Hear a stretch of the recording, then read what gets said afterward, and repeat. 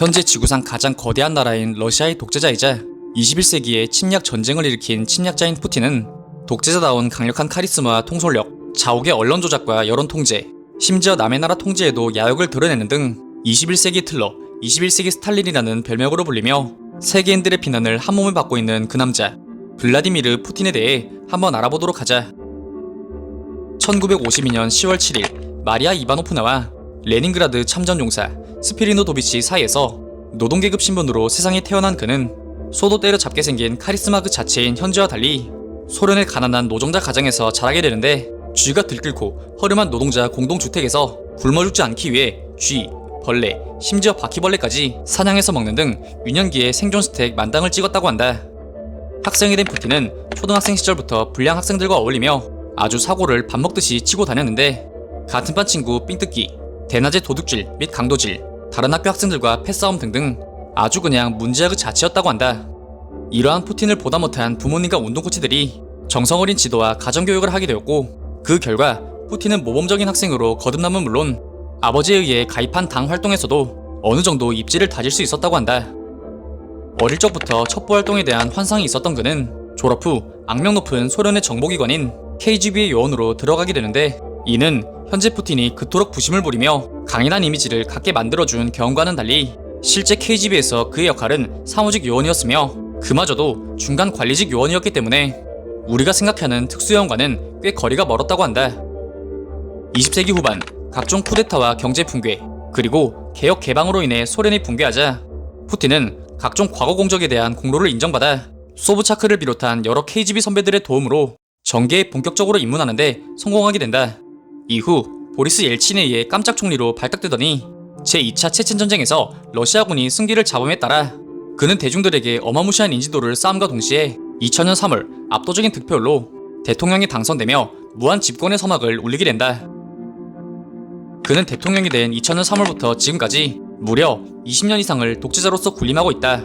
이는 역대 대한민국 대통령이 5명이나 재임했던 기간이며 총 4번의 대선을 거치며 기상천외한 시나리오들을 써내며 세간의 주목을 받기도 하였는데, 그 대표적인 예로 2011년 러시아 총선 당시 전국의 득표율을 모두 합한 결과가 147%가 나오며 세간에 나 부정선거했어요 라고 홍보하기도 하였는데, 이후에도 도와주는 척 대리투표하기, 선거안 바꿔치기, 지워지는 볼펜투표 등 부정선거를 했다는 증거들이 쏙쏙들이 터져나오며 푸틴 반대 시위가 전국적으로 일어나기도 하였지만 결국 그의 장기 독재를 막지 못했고, 일각에서는 30년 독재 정권의 스탈린을 뛰어넘어 역대 최장기간 독재자가 될 수도 있다는 우려도 나오고 있다. 2013년부터 2016년까지 세계에서 가장 영향력 있는 인물 1위의 연속으로 선정되기도 했던 그는 미국의 타임지 표지를 장식했던 적이 있다. 이때 타임이란 타이틀이 사람 앞에 위치했던 관습과 다르게 유독 푸틴만이 그 얼굴로 타이틀을 가리고 계시되었는데, 이를 두고 푸틴의 부정적 이미지 때문에 표지를 가린 것이니 숨겨진 의미가 있는 것이니 등 이에 대한 온갖 축측과 낭설이 나돌았었다. 하지만 이를 인식한 것인지 모르겠으나 이후 선을 상징하는 프란치스코 교황이 타이틀 앞에 위치되며 이에 대한 논란이 일축되었다고 한다. 또한 푸틴 관련 인터넷 서핑을 하다 보면 곰을 타고 있는 사진, 지나가는 비둘기가 푸틴을 알아보고 경례를 하는 영상 등 눈을 의심케 하는 짤들을 종종 볼 수 있는데, 이는 모두 고도의 편집을 통해 만들어진 주작된 사진과 영상이었다고 한다.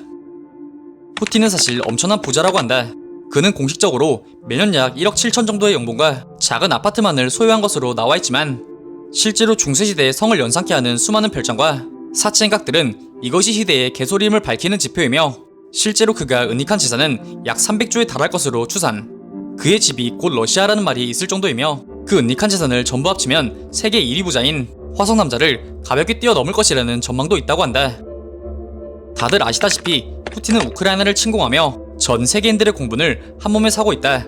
전쟁 직전까지만 해도 사람들은 푸틴의 수차례 경고 메시지에도 불구하고 에이 저것도 지지를 올리려고 연기하네, 21세기에 무슨 침략 전쟁이야 등 그저 단순 정치적 쇼로 생각하는 여론이 다수였으나 얼마 지나지 않아 푸틴은 실제로 우크라이나를 침공해버리며 세계인들의 경악을 불러일으키게 되었다.